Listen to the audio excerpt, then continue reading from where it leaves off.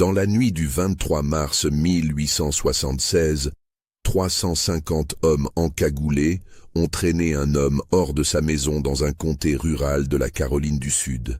Ce qu'ils ignoraient, c'est que cet homme commandait 1000 soldats prêts à mourir pour lui. Si cette histoire vous glace le sang, abonnez-vous à la chaîne et commentez de quelle ville vous nous écoutez. Ce qui s'est passé cette nuit-là a été effacé des archives officielles, mais les témoignages murmurent encore dans les familles qui ont survécu. Le comté de Clarendon, en Caroline du Sud, s'étendait comme une cicatrice sur le ventre du Sud-Américain. 11 ans après la fin de la guerre de sécession, la région ressemblait à un corps dont la peau aurait cicatrisé trop vite sur une blessure infectée. Les plantations démembrées continuaient de produire du coton et du tabac, mais les mains qui travaillaient la terre n'étaient plus enchaînées par la loi, seulement par la peur et la nécessité économique. Les routes poussiéreuses qui serpentaient entre les champs de coton menaient à de petites communautés où les Noirs affranchis avaient établi leurs propres églises, leurs propres écoles, leurs propres commerces. C'était une époque étrange, suspendue entre deux mondes. La reconstruction avait apporté des promesses de citoyenneté, de vote, de dignité. Mais dans les tavernes où les hommes blancs buvaient du whisky de contrebande, ces mots résonnaient comme une insulte personnelle. La ville de Manning, chef-lieu du comté, comptait à peine 2000 âmes. Son tribunal de briques rouges se dressait au centre d'une place où l'on avait autrefois vendu des esclaves. Maintenant, des hommes noirs y siégeaient comme jurés. Des hommes noirs votaient. Certains possédaient même des terres. Pour beaucoup de blancs du comté, c'était comme si le monde s'était retourné. C'est dans ce contexte de ressentiment bouillonnant que le Ku Klux Klan avait trouvé un terrain fertile. L'organisation, née dans le Tennessee quelques années après la guerre, s'était répandue dans tout le Sud comme une maladie contagieuse. Dans le comté de Clarendon, elle avait pris racine avec une violence particulière. Les premières actions avaient été des intimidations, des croix brûlées devant les églises noires, des menaces laissées sur les portes, des coups de feu tirés dans la nuit. Puis les choses avaient empiré. Un homme noir accusé d'avoir regardé une femme blanche avait été retrouvé pendu à un arbre. Un autre, qui avait osé porter plainte contre un fermier blanc, avait disparu sans laisser de traces. Les autorités fédérales envoyées par Washington enquêtaient, mais leurs rapports disparaissaient dans les méandres bureaucratiques. Les shérifs locaux, souvent eux-mêmes membres ou sympathisants du clan, fermaient les yeux. La communauté noire du comté vivait dans une terreur silencieuse. Chaque nuit, on barricadait les portes. On cachait les enfants. On priait pour que l'aube arrive sans cavaliers encagoulés. Mais à Pinewood, un hameau situé à 15 kilomètres au nord de Manning, quelque chose de différent se préparait. Nathaniel Freeman habitait une maison de bois blanchi à la chaux, à la périphérie de Pinewood. Ce n'était pas une grande demeure, mais elle était solide, avec un porche profond et un toit qui ne fuyait pas. Derrière la maison s'étendaient 12 acres de terre que Freeman avait achetés avec ses économies de soldats. Il y cultivait du maïs, des légumes et élevait quelques porcs et poulets. Freeman avait 42 ans en cette année 1876. C'était un homme de taille moyenne, aux épaules larges, à la peau couleur acajou. Ses mains portaient les cicatrices du travail dur et de la guerre. Son visage était grave, marqué par des rides profondes autour des yeux et de la bouche. Il parlait peu, mais quand il le faisait, les gens écoutaient. Ce qui rendait Nathaniel Freeman différent, c'est qu'il n'avait pas peur. Ou plutôt, s'il avait peur, il ne le montrait jamais. Freeman était un vétéran du 54e régiment d'infanterie du Massachusetts, l'une des premières unités de soldats noirs à combattre pour l'Union. Il avait servi pendant 3 ans, de 1863 à 1866. Il avait combattu à Fort Wagner, à Olustee, dans les marais de Floride. Il avait vu des hommes mourir à côté de lui. Il avait tué des hommes. Il avait reçu une balle dans l'épaule gauche qui lui causait encore des douleurs les jours de pluie. Mais surtout, il avait appris quelque chose que beaucoup d'hommes noirs de sa génération avaient appris pendant la guerre. Il pouvait se battre. Il pouvait commander. Il pouvait gagner. Après la guerre, Freeman était retourné en Caroline du Sud, l'État où il était né esclave. Mais il n'était pas revenu comme esclave. Il était revenu comme citoyen, avec de l'argent dans sa poche et un fusil Spencer à 7 coups dans son sac. Il avait acheté sa terre légalement, avec un acte de propriété enregistré au tribunal du comté. Il avait épousé Ruth, une femme libre de Charleston. Ils avaient eu 3 enfants. Freeman était aussi devenu une sorte de leader dans la communauté noire de Pinewood. Quand des problèmes surgissaient, des disputes de terre, des questions de droit, des menaces, les gens venaient le voir. Il écrivait des lettres aux autorités. Il organisait des réunions. Il enseignait aux hommes à lire et à écrire dans l'église méthodiste, le dimanche après-midi. Mais ce qui inquiétait vraiment les hommes blancs du comté, c'était autre chose. Freeman avait créé une milice. Ce n'était pas illégal. La Constitution de la Caroline du Sud, rédigée pendant la Reconstruction, garantissait le droit de porter des armes et de former des milices. Mais pour les Blancs, qui avaient connu l'esclavage, l'idée de Noirs armés et organisés était terrifiante. La milice de Freeman comptait officiellement 150 hommes. C'était ce qui était déclaré aux autorités. Mais en réalité, Freeman pouvait compter sur bien plus. Il y avait les vétérans comme lui, des hommes qui avaient servi dans les régiments noirs de l'Union. Il y avait leurs fils, maintenant assez âgés pour tenir un fusil. Il y avait des hommes des comtés voisins qui s'étaient entraînés avec eux. Et il y avait un réseau de sympathisants, de familles qui cachaient des armes, qui transmettaient des messages, qui surveillaient les mouvements suspects. Freeman ne cherchait pas la confrontation. Il voulait simplement que sa communauté puisse vivre en paix, cultiver ses terres, élever ses enfants. Mais il savait aussi que la paix, dans le sud de 1876, n'était possible que si vous pouviez vous défendre. Les tensions avaient commencé à monter en février de cette année-là.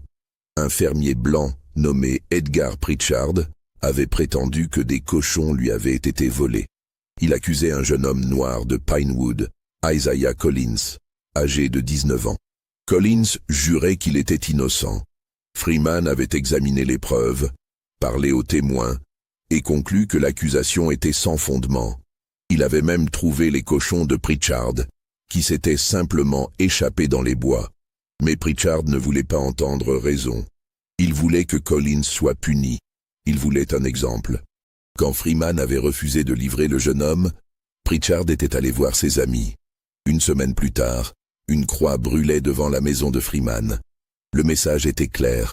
Freeman n'avait pas bronché. Il avait éteint le feu, ramassé les cendres et continué sa vie. Mais il avait aussi fait passer le mot à ses hommes. Ils devaient être prêts. Ils devaient surveiller. Ils devaient avoir leurs armes à portée de main. En mars, les incidents se multipliaient. Des coups de feu tirés vers des maisons noires la nuit, des menaces criées depuis des voitures qui passaient, des croix brûlées dans plusieurs endroits du comté. Les autorités fédérales avaient été alertées, mais leurs ressources étaient limitées.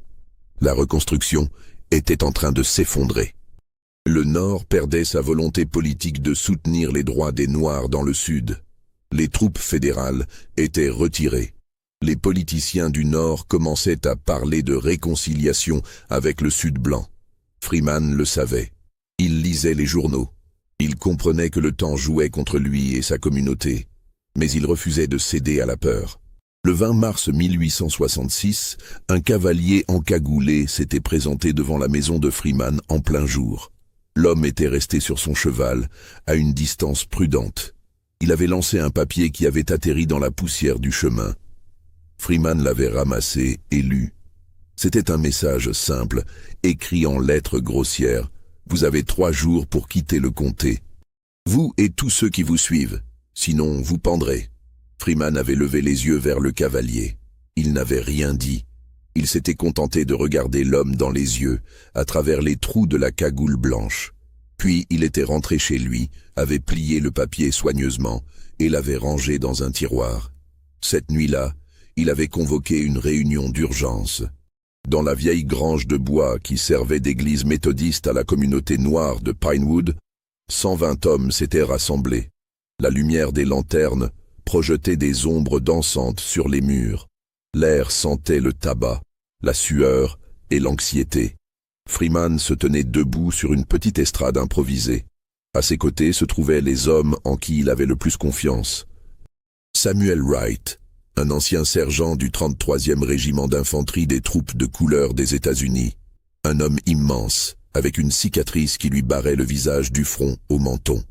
Moses Harper, plus jeune, seulement 28 ans, mais intelligent et méthodique, qui avait appris à lire et à écrire dans l'armée. Et Jacob Richardson, 54 ans, qui n'avait pas combattu dans la guerre parce qu'il était trop vieux, mais qui avait l'autorité naturelle d'un homme que tout le monde respecte. Freeman avait montré le message aux hommes assemblés.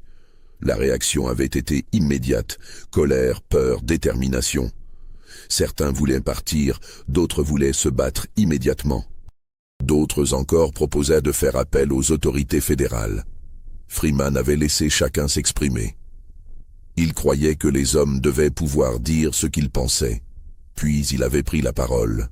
« Nous ne partirons pas », avait-il dit, sa voix calme mais ferme. « Nous avons acheté cette terre. Nous avons travaillé cette terre. Nous avons construit ces maisons.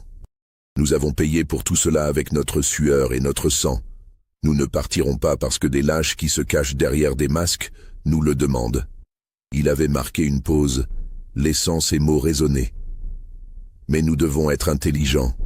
Ils sont nombreux, ils sont organisés, et ils ont des amis dans le shérif, dans le tribunal, dans toutes les institutions du comté.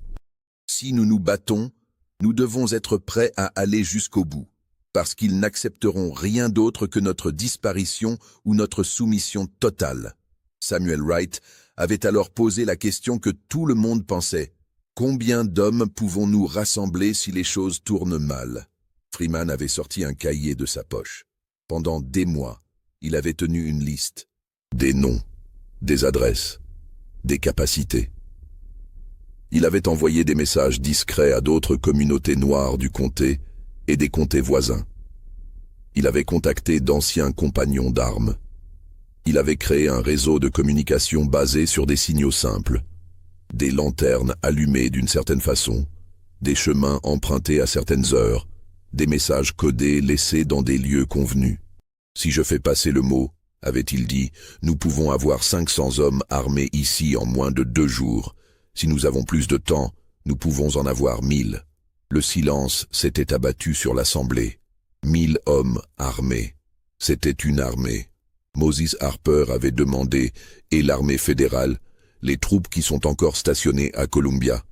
Freeman avait secoué la tête. Elles ne viendront pas, ou elles viendront trop tard. Nous devons compter sur nous-mêmes. Jacob Richardson avait alors évoqué le problème moral. Si nous nous battons, des hommes mourront, des deux côtés. Sommes-nous prêts à porter ce poids? Freeman avait regardé le vieil homme droit dans les yeux. Je ne cherche pas la guerre. Je ne veux pas de sang versé. Mais je ne laisserai pas ma famille être terrorisée. Je ne laisserai pas notre communauté être détruite. Si nous devons nous battre pour survivre, alors nous nous battrons. Et si des hommes doivent mourir pour que nos enfants puissent vivre libres, alors qu'il en soit ainsi. Les 3 jours qui avaient suivi avaient été tendus. Freeman avait fait circuler des messages. Des cavaliers noirs avaient parcouru les routes de nuit, s'arrêtant dans des fermes isolées, murmurant des instructions. Les armes avaient été vérifiées, nettoyées, chargées. Les munitions comptées, des cachettes préparées, des plans établis. Freeman savait que le clan surveillait ses mouvements. C'était inévitable. Mais il comptait sur leur arrogance. Il comptait sur le fait qu'il le voyait comme un noir présomptueux qui devait être remis à sa place, pas comme un commandant militaire qui pouvait mobiliser une force significative. Pendant ce temps, du côté des Blancs, les préparatifs avançaient également. Edgar Pritchard, l'homme dont les cochons avaient supposément été volés, était devenu le fer de lance de l'action contre Freeman. Pritchard n'était pas un homme important dans le comté. Il n'avait pas d'éducation, pas de fortune, pas de statut social particulier. Mais il avait de la rage. Il détestait voir des Noirs posséder des terres, voter, se comporter comme des égaux. Pour lui, Freeman représentait tout ce qui n'allait pas dans le Nouveau Sud. Pritchard avait contacté les leaders locaux du clan. Des fermiers, des commerçants, quelques avocats, même un pasteur baptiste. Ces hommes se réunissaient dans le sous-sol d'une taverne à la périphérie de Manning. C'était là qu'ils planifiaient leurs actions, cachés derrière leurs robes et leurs cagoules blanches. Le plan était simple, faire un exemple de Freeman.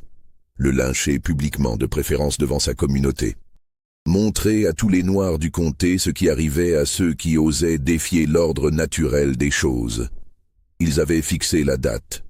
Le 23 mars. Une nuit sans lune, parfaite pour se déplacer sans être vu. Ils rassemblerait le plus d'hommes possible. Plus ils seraient nombreux, moins les Noirs oseraient résister. Le mot avait circulé dans les cercles blancs du comté. Des hommes étaient venus des fermes isolées, des petites villes, même de comtés voisins. Certains étaient des membres réguliers du clan. D'autres étaient simplement des hommes en colère, des hommes qui avaient perdu leur statut, leur fortune, leur fierté après la guerre, et qui cherchaient quelqu'un à blâmer. Le 23 mars au matin, Freeman avait reçu une information cruciale. Une femme noire qui travaillait comme domestique pour une famille blanche de Manning avait entendu une conversation. Les hommes blancs allaient venir cette nuit. Ils seraient nombreux. Peut-être 300, peut-être plus. Freeman avait immédiatement activé son réseau. Les messages étaient partis dans toutes les directions. Les hommes devaient se rassembler. Pas à Pinewood, où ils seraient trop visibles, mais dans les bois à 3 kilomètres au nord, près d'un ancien campement de bûcherons abandonné. Ils devaient venir armés. Ils devaient venir silencieusement. Et ils devaient être prêts à se battre. Freeman savait qu'il prenait un risque énorme. S'il résistait, s'il y avait violence, les autorités blanches utiliseraient cela comme prétexte pour réprimer toute la communauté noire. Mais s'il ne résistait pas, s'il laissait le clan le lyncher sans réaction, ce serait la fin de toute possibilité de vie digne pour les Noirs du comté. La terreur régnerait sans limite. Il avait fait son choix. Il se battrait. La journée du 23 mars avait été étrangement calme. Un soleil pâle brillait sur les champs de coton qui commençaient à verdir. Les oiseaux chantaient dans les arbres. Les enfants jouaient devant les maisons. Mais sous cette apparence de normalité, une tension électrique parcourait Pinewood. Freeman avait passé la journée à préparer sa famille. Il avait dit à Ruth de prendre les enfants et d'aller chez sa sœur à Charleston. Ruth avait refusé d'abord, mais Freeman avait insisté. « Si les choses tournent mal, avait-il dit, tu dois être loin d'ici. Tu dois protéger les enfants. » Ruth avait finalement accepté. Elle avait fait ses bagages en silence, les larmes coulant sur ses joues. Avant de partir, elle avait pris le visage de son mari entre ses mains. « Tu me promets de revenir » avait-elle dit. Ce n'était pas une question, c'était un ordre. Freeman avait embrassé son front. « Je ferai tout ce que je peux. » Après le départ de sa famille, Freeman avait vérifié ses armes. Il possédait son fusil Spencer, un revolver Colt et un vieux mousquet qu'il gardait en réserve. Il avait aussi des munitions, soigneusement stockées dans des boîtes étanches. Il avait chargé ses armes, les avait posées sur la table de la cuisine, puis avait attendu. Dans les bois au nord de Pinewood, les hommes commençaient à arriver. Ils venaient par petits groupes, empruntant des chemins détournés, évitant les routes principales. Beaucoup étaient à pied. Certains arrivaient à cheval. Tous étaient armés. Samuel Wright dirigeait les opérations au campement. Il avait disposé des sentinelles sur les routes d'approche. Il avait organisé les hommes en groupes selon leurs capacités. Ceux qui savaient tirer, ceux qui connaissaient les tactiques militaires, ceux qui pouvaient servir de coureurs pour transmettre des messages. Il avait aussi préparé des positions défensives, utilisant les arbres et le terrain accidenté comme protection. À la tombée de la nuit, ils étaient 732 hommes, pas 1000, comme Freeman l'avait espéré, mais suffisamment.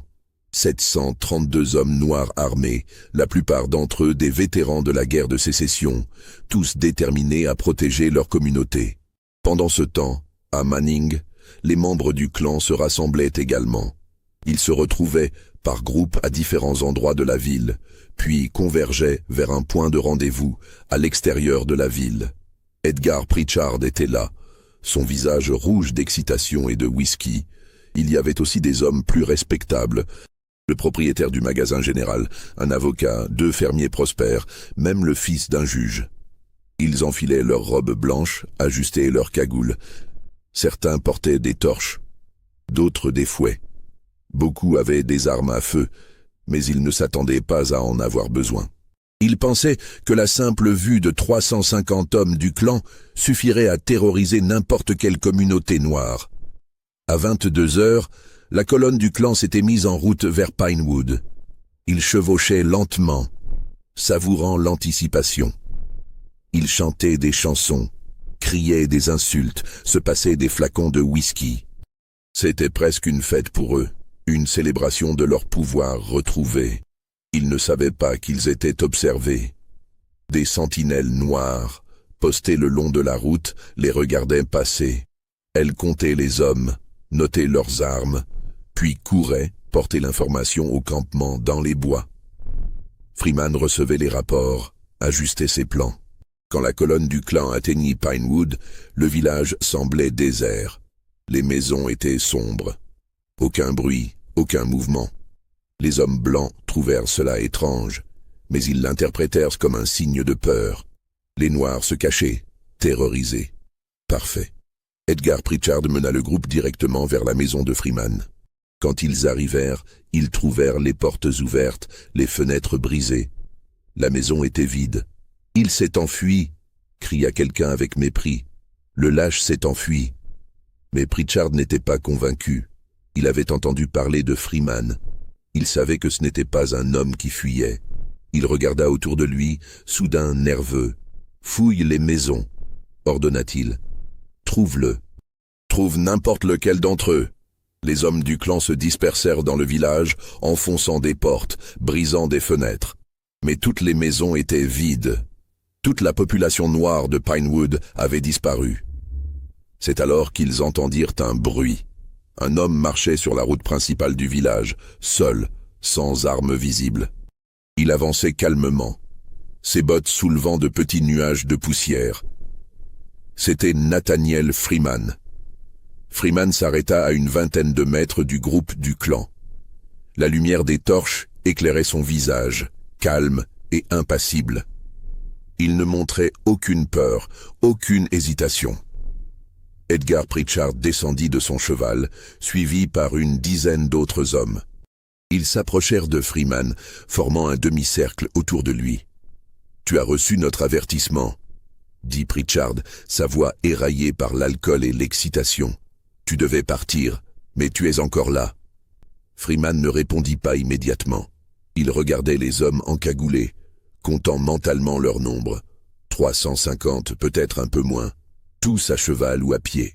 Certains armés, d'autres avec des fouets et des torches. Des hommes en colère, excités, certains ivres. Dangereux, mais pas disciplinés. « Je suis sur ma terre », dit finalement Freeman. « J'ai un acte de propriété légal. J'ai le droit d'être ici. » Pritchard cracha dans la poussière. « Tu n'as aucun droit, nègre. Tu n'as que ce qu'on te donne. Et nous, on te donne la corde. » Les hommes autour de lui rirent. Quelqu'un lança une corde avec un nœud coulant qui atterrit au pied de Freeman. Il la regarda sans broncher. « Vous faites une erreur, » dit Freeman, sa voix toujours calme. « Une erreur que vous allez regretter. »« Ah oui » ricana Pritchard. « Et qui va nous faire regretter ? Toi ? Tes amis nègres ? Regarde autour de toi. Vous êtes tout partis, vous vous êtes cachés comme des rats. Il n'y a personne pour te sauver. » Freeman leva légèrement la tête, et pour la première fois, un léger sourire apparut sur ses lèvres. Ce sourire mit Pritchard mal à l'aise, sans qu'il sache pourquoi. « Ils ne se sont pas cachés, » dit Freeman. « Ils vous attendent. » Pritchard fronça les sourcils. « Qu'est-ce que tu racontes ?» Freeman ne répondit pas. Au lieu de cela, il leva lentement la main droite, forma un poing, puis l'ouvrit brusquement. C'était un signal. Pendant un instant, rien ne se passa. Puis de toutes les directions, des lumières apparurent. Des lanternes, des torches, des dizaines, des centaines. Elles encerclaient Pinewood, formant un anneau de lumière autour du village. Et derrière ces lumières, on pouvait voir des silhouettes, des hommes, beaucoup d'hommes. Le sourire disparut du visage de Pritchard. Il regarda autour de lui, réalisant soudain ce qui se passait. Ils étaient encerclés. Les hommes du clan commencèrent à s'agiter, à murmurer nerveusement. Certains montèrent sur leurs chevaux, prêts à fuir. D'autres sortirent leurs armes. « Qu'est-ce que c'est que ça ?» cria Pritchard, sa voix soudain moins assurée. « 732 hommes », répondit Freeman calmement. « Tous armés, tous des soldats, et ils ont tous un fusil pointé sur vous en ce moment. » Le silence tomba sur le groupe du clan. On n'entendait plus que le crépitement des torches et le souffle nerveux des chevaux. Freeman fit un pas en avant. « Vous êtes venus ici pour me lyncher, pour terroriser ma communauté. Mais vous avez fait une erreur de calcul. Vous pensiez que nous étions faibles, que nous étions des victimes faciles. Vous vous êtes trompé. Un homme du clan, plus courageux ou plus stupide que les autres, leva son fusil et le pointa sur Freeman. « Tu nous menaces, nègre ?» Freeman ne bougea pas. « Je ne menace pas. Je vous informe. Si un seul d'entre vous tire un coup de feu, mes hommes répondront. Et dans le temps qu'il vous faudra pour recharger, vous serez tous morts. » « Ils bluffent, » dit quelqu'un dans le groupe du clan. « Ce ne sont que des nègres. Ils n'oseront pas tirer. » Freeman se tourna vers la voix. « Vous voulez tester cette hypothèse? Allez-y, tirez, et voyons ce qui se passe. » Personne ne bougea. Samuel Wright émergea alors de l'obscurité, suivi d'une vingtaine d'hommes, tous portant des uniformes militaires de l'Union, tous armés de fusils Spencer à répétition. Ils se positionnèrent derrière Freeman, formant une ligne disciplinée. « Ces hommes sont des vétérans du 54e Massachusetts, » dit Freeman. « Ils ont combattu à Fort Wagner. Ils ont résisté aux charges des Confédérés. Vous pensez vraiment qu'ils ont peur de vous ?» Moses Harper apparut de l'autre côté, avec un autre groupe d'hommes armés. Puis Jacob Richardson, avec un troisième groupe. Lentement, méthodiquement, les hommes noirs avançaient, réduisant l'espace autour des membres du clan. Edgar Pritchard comprit qu'il avait perdu le contrôle de la situation. Il regarda autour de lui, cherchant une échappatoire. Mais il n'y en avait aucune. Ils étaient complètement encerclés. « Vous ne pouvez pas nous retenir ici, » dit-il, essayant de garder une voix ferme. « Nous sommes des citoyens de ce comté. Si vous nous touchez, l'armée viendra. Le shérif viendra. Vous serez tous pendus. » Freeman hocha la tête. « C'est possible. Mais vous serez morts avant qu'ils arrivent. Alors voici ce qui va se passer. Vous allez déposer vos armes, toutes vos armes. Vous allez enlever vos cagoules. Je veux voir vos visages. Et ensuite, vous allez partir d'ici à pied. Et vous n'allez jamais revenir. » « Et si nous refusons ?» demanda Pritchard, bien qu'il connaissait déjà la réponse. Freeman le regarda droit dans les yeux. « Alors vous mourrez, tous. Et vos corps seront laissés dans ce village comme un avertissement, comme un message à tous ceux qui pensent qu'ils peuvent terroriser ma communauté sans conséquence. » Le silence qui suivit était épais, lourd de menaces. Les hommes du clan se regardaient, cherchant quelqu'un pour prendre une décision. Personne ne voulait être le premier à céder, mais personne ne voulait non plus être le premier à mourir. Finalement, un des hommes, plus âgé que les autres, posa son fusil par terre. « Je rentre chez moi », dit-il simplement. Il enleva sa cagoule, révélant le visage d'un fermier aux cheveux gris, puis commença à marcher. Freeman fit signe à ses hommes de le laisser passer. L'homme s'éloigna dans la nuit sans se retourner. Ce fut le signal. Un par un, puis par groupe, les hommes du clan commencèrent à déposer leurs armes. Certains le faisaient avec résignation, d'autres avec colère. Quelques-uns pleuraient de peur ou de honte. Edgar Pritchard fut le dernier. Il tenait encore son fusil, ses mains tremblantes. Il regarda Freeman avec une haine pure. « Ce n'est pas fini, dit-il. Ce n'est pas fini. »« Si, » répondit Freeman. « C'est fini. Maintenant partez. » Pritchard jeta son fusil par terre avec violence, arracha sa cagoule et cracha aux pieds de Freeman. Puis il se retourna et commença à marcher, suivi par les derniers membres de son groupe. Si cette confrontation vous a donné des frissons, likez cette vidéo et dites-nous dans les commentaires ce que vous pensez qu'il s'est passé ensuite. Car l'histoire ne s'arrête pas ici. Mais Edgar Pritchard n'était pas le genre d'homme à accepter la défaite. Tandis que les membres du clan marchaient vers Manning dans la nuit, désarmés et humiliés, Pritchard ruminait. Il ne pouvait pas laisser passer cette insulte, il ne pouvait pas accepter d'avoir été vaincu par des Noirs.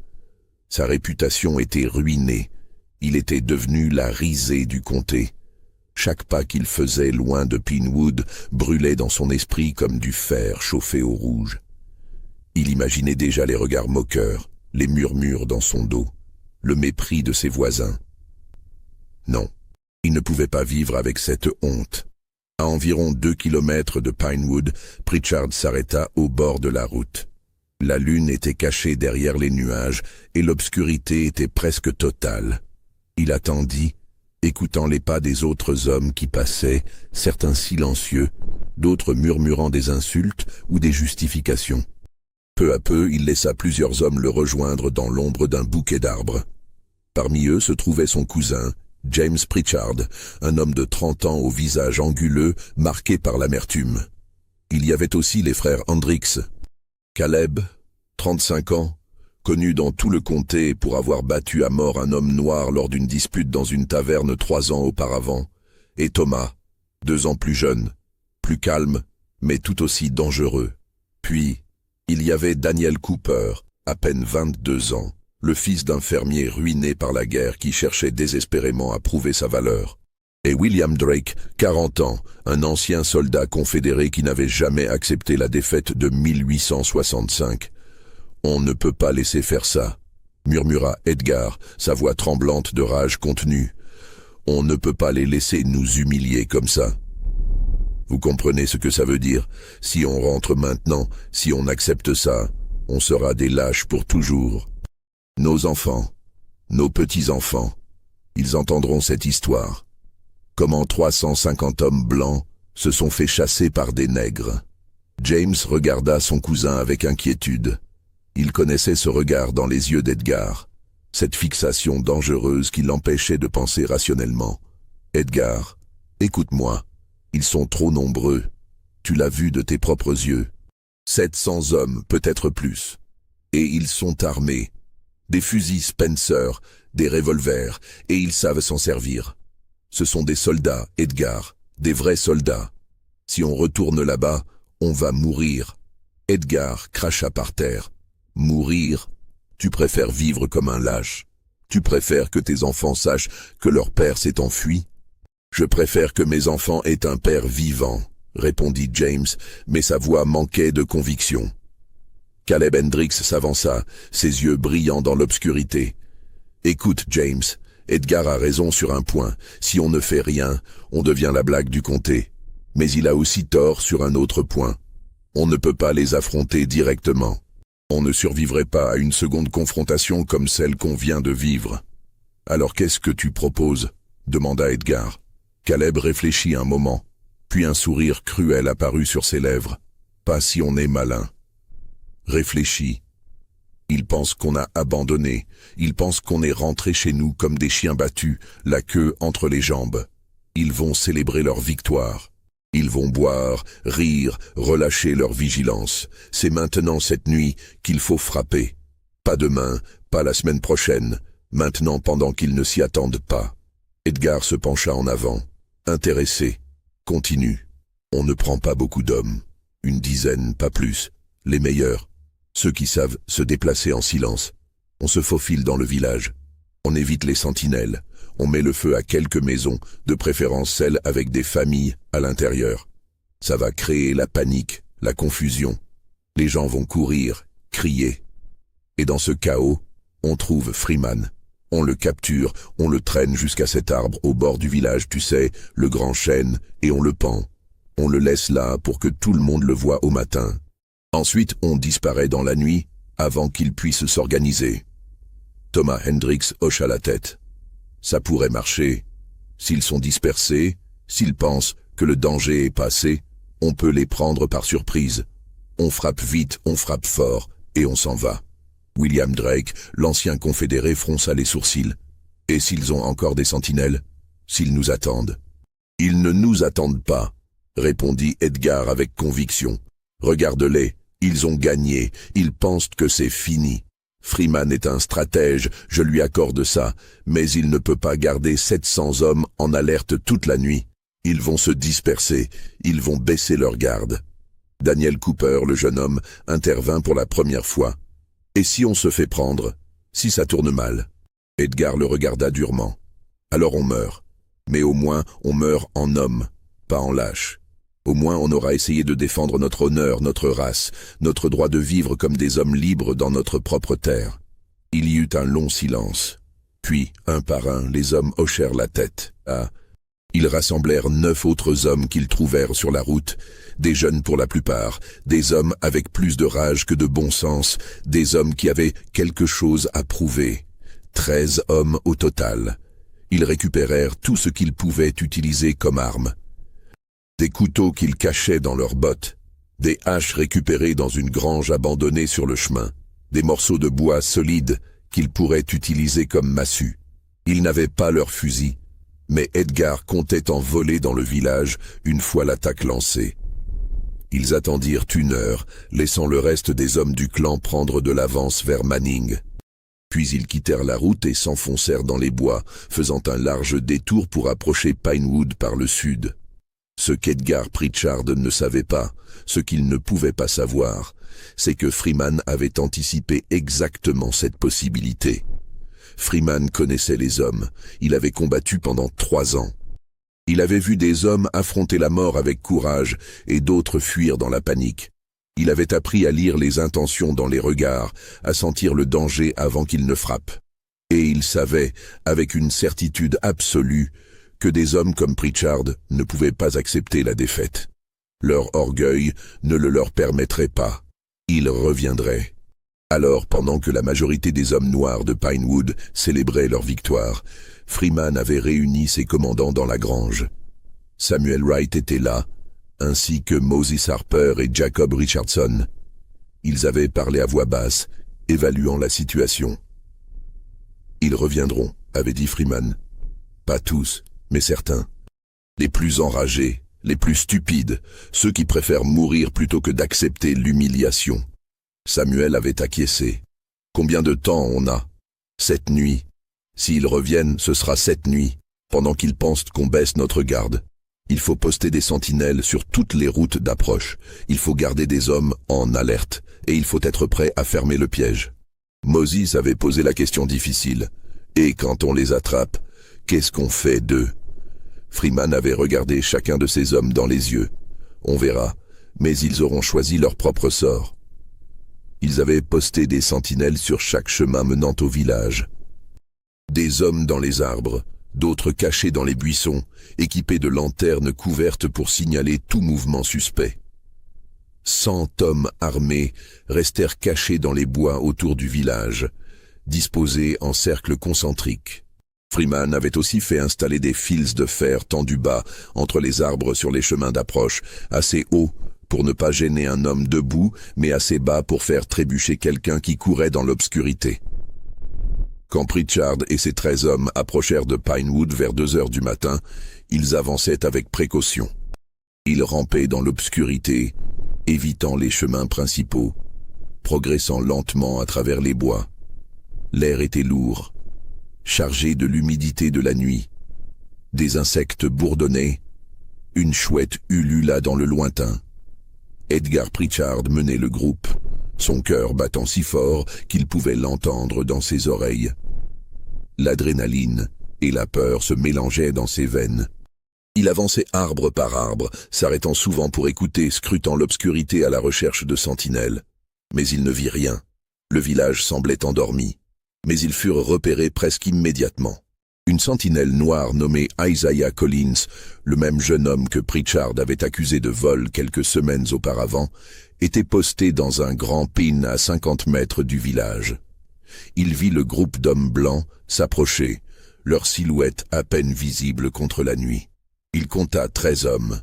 Il attendit qu'il passe sous son arbre, puis il découvrit sa lanterne et fit 3 éclairs rapides vers l'est. Une autre sentinelle, postée plus loin, vit le signal et le relaya. Puis une autre.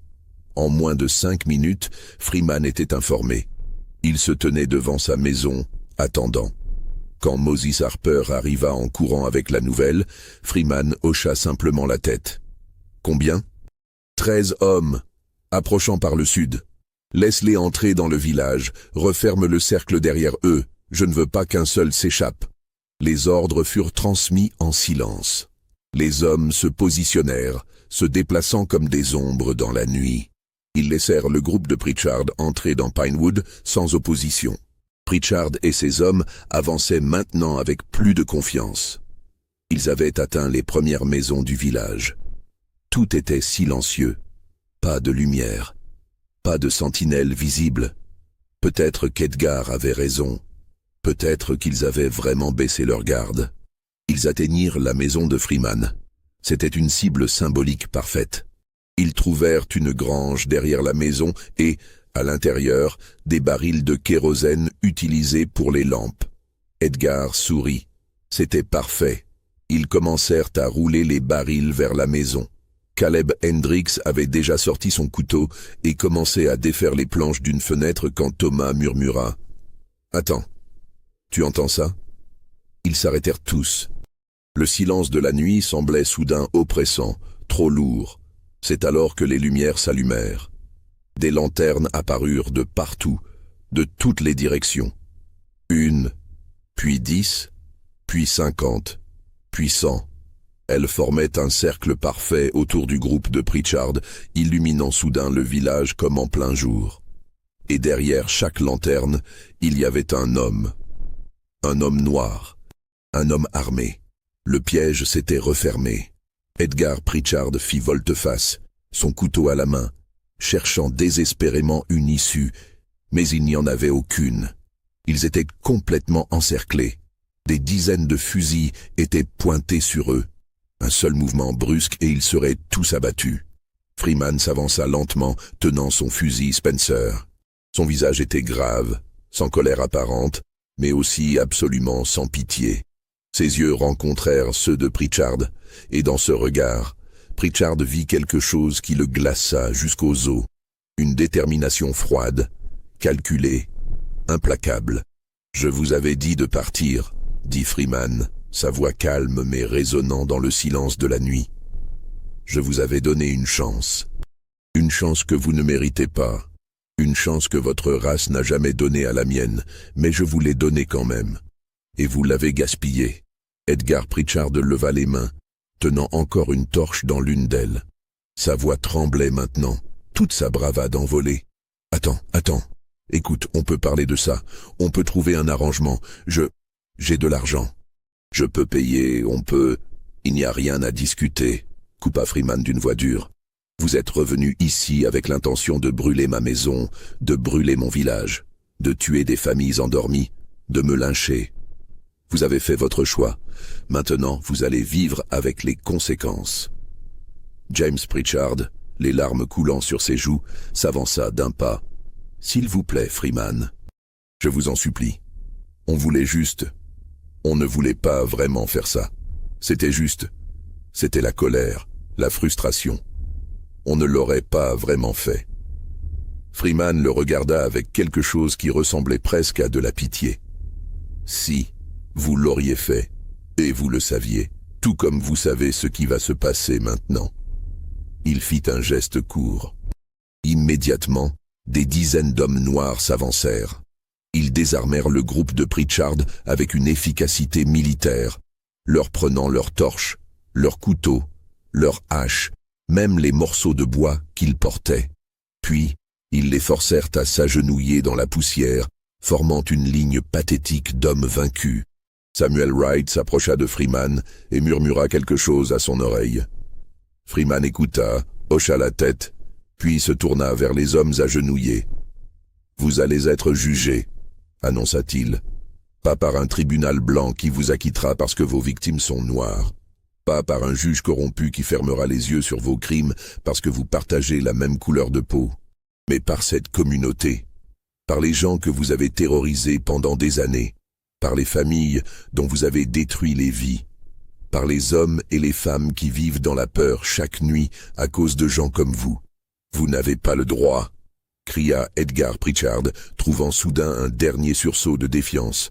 Vous n'êtes que des nègres, vous n'avez aucun droit de nous juger. Aucun droit de nous retenir. Quand les autorités apprendront ça, quand le shérif Tatum saura ce que vous avez fait, il reviendra avec toute une armée. Vous serez tous pendus. Freeman s'agenouilla devant lui, leur visage maintenant à quelques centimètres l'un de l'autre. Quand il parla, sa voix était basse, presque un murmure, mais chaque mot était chargé d'une intensité terrible. C'est là que vous vous trompez, Pritchard. Nous avons tous les droits. Nous sommes citoyens de ce pays, reconnus par la loi, protégés par la Constitution. Nous avons combattu pour cette nation. Nous avons versé notre sang sur les champs de bataille. Nous avons gagné notre liberté, non par charité, mais par sacrifice. Et maintenant, nous défendons notre droit à vivre, notre droit à respirer, notre droit à exister sans terreur. Si vous et vos semblables refusez de nous accorder ce droit, alors nous le prendrons par la force. Il se releva et se tourna vers son peuple assemblé. Des dizaines de visages noirs le regardaient, attendant sa décision. Il vit des femmes qui avaient perdu leur mari à cause du clan, des hommes qui portaient les cicatrices de leur fouet, des enfants qui avaient grandi dans la peur. Ce qui se passa ensuite fit l'objet de nombreux récits contradictoires dans les années qui suivirent, chaque version différent dans les détails, mais convergeant sur l'essence de ce qui s'était produit. Selon certaines sources, Freeman et sa milice emmenèrent les 13 hommes dans la grange qui servait d'église méthodiste. Ils allumèrent des lanternes, disposèrent les hommes en ligne face à l'assemblée et procédèrent à quelque chose qui ressemblait à un procès. Des témoins vinrent, un par un, raconter leurs souffrances.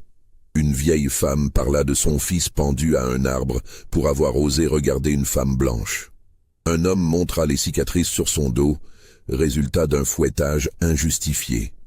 Une jeune fille, à peine 15 ans, raconta en sanglotant comment des hommes encagoulés avaient brûlé sa maison, tuant son père dans l'incendie. Et chaque fois, on demandait aux prisonniers s'ils reconnaissaient les faits, s'ils exprimaient des remords. La plupart restaient silencieux. Quelques-uns crachaient des insultes. Aucun ne s'excusa sincèrement. Selon d'autres sources, plus sombres et murmurées à voix basse, il n'y eut pas de procès. Les 13 hommes furent simplement emmenés dans les bois. Des coups de feu résonnèrent dans la nuit, puis le silence. Les corps furent enterrés dans des tombes sans marque, cachés profondément dans la forêt où personne ne les trouverait jamais. Selon d'autres encore, les hommes furent sévèrement battus, leurs visages rendus méconnaissables, puis relâchés avec l'avertissement qu'ils seraient tués s'ils racontaient ce qui s'était passé. On leur dit de dire qu'ils avaient été attaqués par des bandits de grand chemin, ou qu'ils s'étaient perdus dans les bois et avaient été blessés en tombant. La vérité est probablement quelque part entre ces récits, enfouie dans le silence que tous ceux qui étaient présents cette nuit-là choisirent de garder. Ce qui est certain, c'est que 13 hommes blancs entrèrent dans Pinewood cette nuit du 23 mars 1876 et que seulement 4 en sortirent vivants. Edgar Pritchard n'était pas parmi les survivants. Son cousin James non plus, ni les frères Hendricks. Les 4 hommes qui survécurent, William Drake, Daniel Cooper et 2 autres dont les noms ne furent jamais clairement établis, arrivèrent à Manning à l'aube. Ils étaient couverts de sang et de poussière, le regard vide, en état de choc. Ils titubaient plus qu'ils ne marchaient, se soutenant les uns les autres. L'un d'eux avait un bras cassé. Un autre boitait sévèrement. Tous portaient des marques de coups violents. Ils racontèrent une histoire confuse, incohérente, qui changeait à chaque fois qu'on les interrogeait. D'abord, ils dirent qu'ils avaient été attaqués par surprise dans les bois par des dizaines d'hommes noirs. Puis ils dirent qu'il y avait eu une fusillade, bien qu'aucun d'eux ne portât d'arme à feu. Ensuite, ils prétendirent qu'ils s'étaient perdus et avaient été pris dans une embuscade. William Drake marmonnait sans cesse quelque chose à propos d'yeux dans l'obscurité, de mains qui les avaient saisis, de voix qui prononçaient des jugements. Le shérif William Tatum, réveillé en urgence, écouta leur récit avec une inquiétude croissante. Il connaissait Edgar Pritchard. Il savait que ces hommes faisaient partie du groupe qui était allé à Pinewood. Et il savait que si ce que ces survivants disaient était vrai, même partiellement, alors quelque chose d'extraordinaire et de terrifiant s'était produit. Il organisa immédiatement une expédition punitive. Il rassembla 200 hommes armés, des membres du clan, mais aussi des citoyens ordinaires, des fermiers, des commerçants, tous blancs, tous indignés par ce qui semblait être un massacre d'hommes de leur race par des Noirs. Ils marchèrent vers Pinewood au lever du soleil, prêts à la guerre. Mais quand ils arrivèrent, le village était vide, complètement vide. Chaque maison abandonnée. Aucun signe de la population noire. Aucun corps. Aucune trace de violence récente. Aucune preuve de quoi que ce soit. C'était comme si les habitants de Pinewood s'étaient évaporés dans la nuit, emportant avec eux tous leurs secrets. Les autorités fédérales furent finalement alertées 3 jours après les événements. Le télégraphe transmit des messages urgents entre Manning, Columbia et Washington. Un incident racial majeur s'était produit en Caroline du Sud. Des hommes blancs avaient disparu. Il y avait eu violence. La situation était explosive. Un enquêteur fédéral nommé Marcus Thornton fut envoyé de Washington avec des instructions claires. Établir les faits, identifier les responsables, restaurer l'ordre. Thornton était un vétéran de l'Union, un homme méticuleux qui avait enquêté sur plusieurs incidents du clan dans d'autres États du Sud. Il arriva à Manning le 28 mars, accompagné de 2 assistants et d'une escorte militaire de 20 soldats fédéraux. Sa première action fut d'interroger les 4 survivants. Il les fit venir séparément dans une salle du tribunal, accompagnés chacun par un sténographe qui nota chaque mot prononcé. William Drake, l'ancien soldat confédéré, fut le premier. Son témoignage dura 3 heures. Il raconta comment 350 hommes étaient allés à Pinewood pour confronter Nathaniel Freeman, comment ils avaient été encerclés par une force beaucoup plus importante, comment ils avaient été désarmés et forcés de partir. Puis il décrivit comment Edgar Pritchard avait convaincu 13 hommes de retourner au village pour une attaque surprise. Jusqu'ici, son récit était cohérent et détaillé. Mais quand Thornton lui demanda ce qui s'était passé exactement après leur entrée dans Pinewood, le témoignage de Drake devint confus, presque incohérent. Il parlait d'être encerclé à nouveau, de lumière qui apparaissait de nulle part, de dizaines d'hommes noirs sortant de l'obscurité. Il mentionnait Freeman qui les jugeait, qui prononçait des sentences. Puis, il y avait un trou dans son récit, un vide qu'il ne pouvait ou ne voulait pas remplir. « Que s'est-il passé exactement pendant ce jugement ?» demanda Thornton. Drake le regarda avec des yeux vides. « Je ne sais pas. Je ne me souviens pas clairement. Il y avait des coups, des cris, puis j'étais dehors, dans les bois, courant. Je ne sais pas comment je me suis échappé. Je ne me souviens de rien. » Daniel Cooper, le jeune homme de 22 ans, raconta une version similaire jusqu'à un certain point, puis commença à divaguer. Il parla d'un procès dans une grange, de témoins qui racontaient des atrocités, de Freeman qui posait des questions auxquelles personne ne pouvait répondre. Puis il mentionna avoir été frappé à la tête et s'être réveillé sur la route de Manning, seul, sans savoir comment il était arrivé là. Les 2 autres survivants, interrogés ensuite, fournirent des récits encore plus fragmentaires.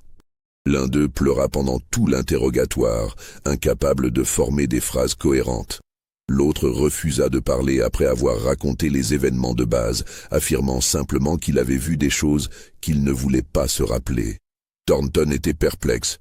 Les 4 hommes semblaient terrifiés non seulement par ce qui leur était arrivé, mais par l'idée même d'en parler, comme s'ils avaient reçu des menaces de représailles. À Pinewood, le village était effectivement désert, les maisons intactes mais vides, les puits fonctionnaient encore, mais aucun signe de vie humaine.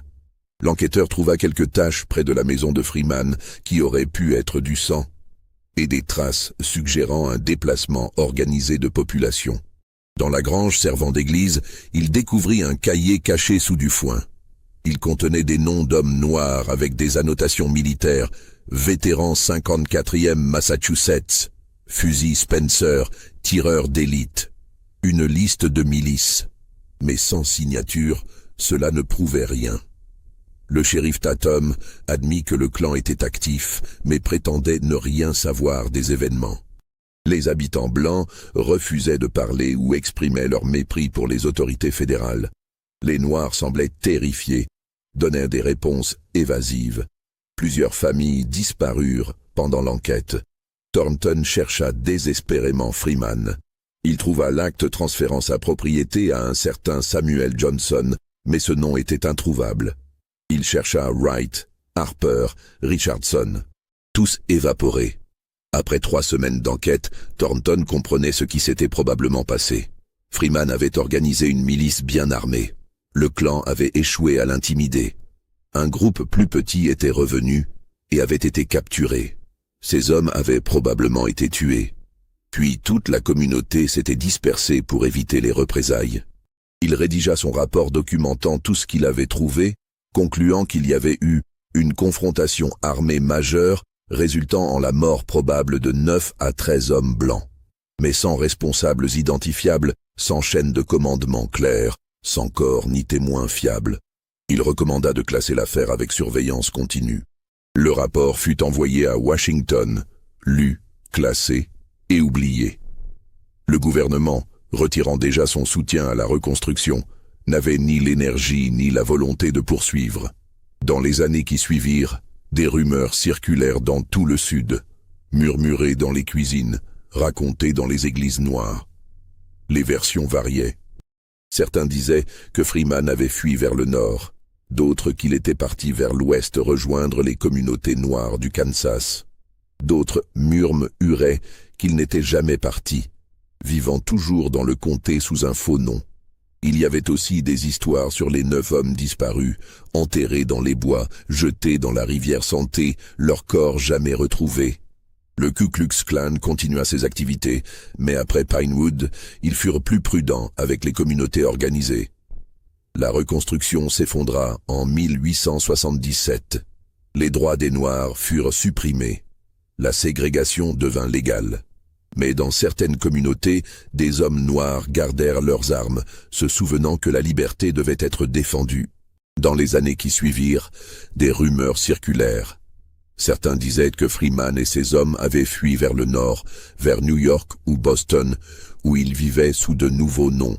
D'autres affirmaient qu'ils étaient partis vers l'ouest, vers le Kansas ou le territoire indien, où des communautés noires indépendantes se formaient. D'autres encore murmuraient qu'il n'était jamais parti, qu'il vivait toujours dans le comté, caché en pleine vue, utilisant de fausses identités. Que Freeman lui-même travaillait comme menuisier dans une ville voisine, surveillant toujours, protégeant toujours. Il y avait aussi des histoires plus sombres.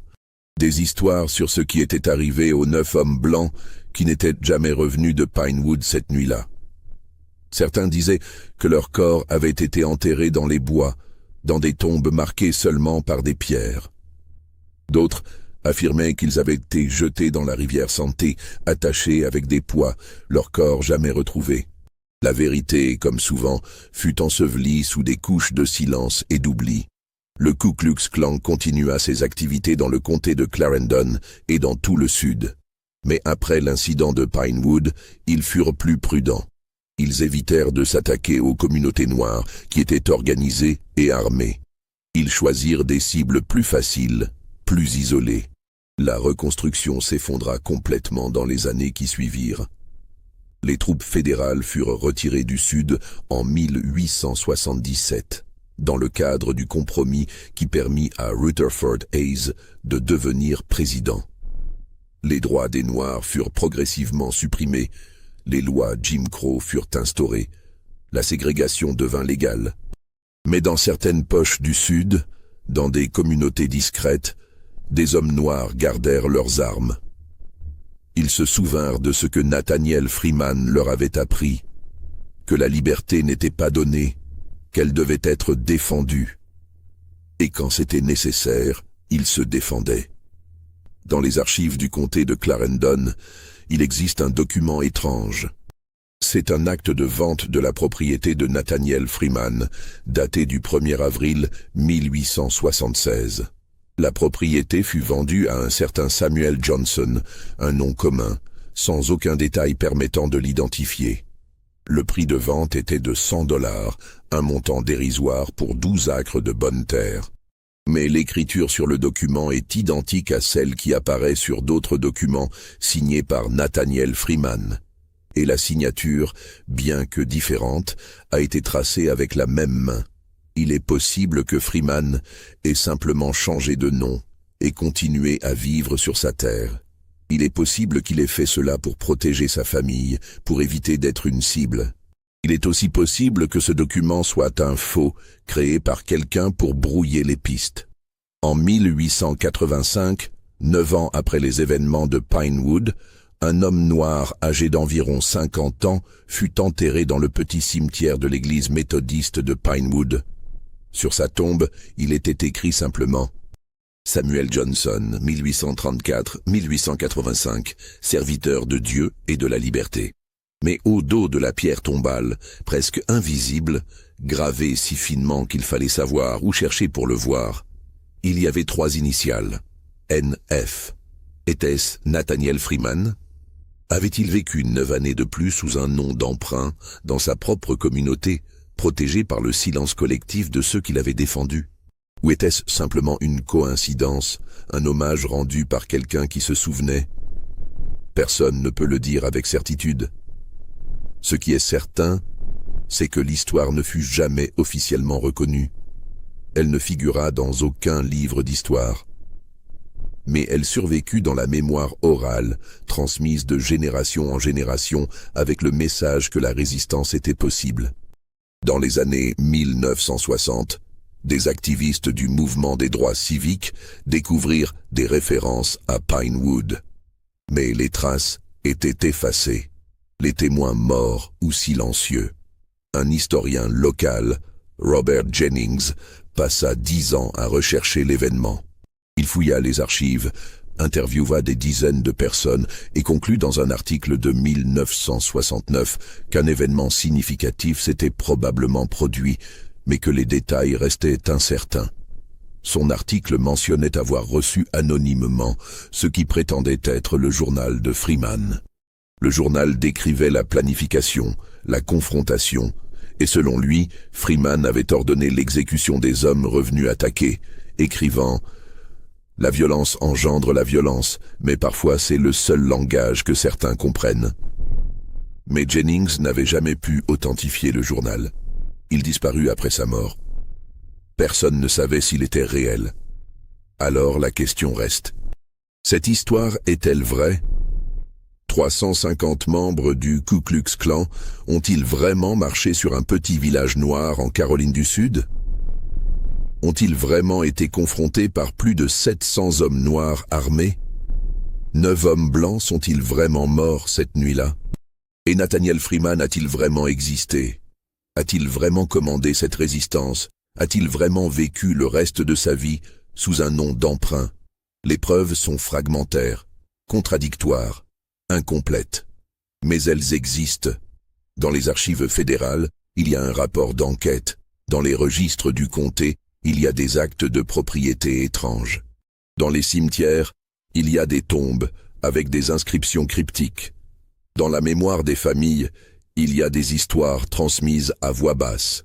Peut-être que tout cela est vrai. Peut-être que ce n'est qu'une légende, embellie au fil des générations, transformée en mythe. Peut-être que la vérité se situe quelque part entre les deux. Ce qui est certain, c'est que dans le Sud-américain de l'après-guerre de sécession, des confrontations comme celle-ci étaient possibles. La violence raciale était endémique. Le Ku Klux Klan terrorisait les communautés noires. Mais ces communautés résistaient aussi, parfois pacifiquement, parfois par la force. L'histoire de Nathaniel Freeman et de Pinewood, vraie ou non, représente quelque chose de plus grand qu'un simple incident. Elle représente la lutte pour la dignité, pour le droit de vivre libre, pour la possibilité de défendre sa famille et sa communauté face à l'oppression. Et peut-être que c'est ce qui compte vraiment. Pas les détails exacts, pas les chiffres précis, mais le message. Que la résistance est possible, que la peur peut être surmontée, que même dans les périodes les plus sombres de l'histoire, des hommes et des femmes peuvent se lever et dire « non, pas plus loin ». Croyez-vous que tout cela s'est réellement passé? Y avait-il vraiment un homme comme Nathaniel Freeman qui a tenu tête au Ku Klux Klan et survécu? Ou est-ce une légende, un mythe créé par des gens qui avaient besoin d'espoir dans des temps désespérés? Dites-nous ce que vous en pensez dans les commentaires. Abonnez-vous à la chaîne pour plus d'histoires oubliées de l'histoire. Et partagez cette histoire avec ceux qui aiment les mystères sombres du passé. Parce que la vérité, quelle qu'elle soit, mérite d'être racontée.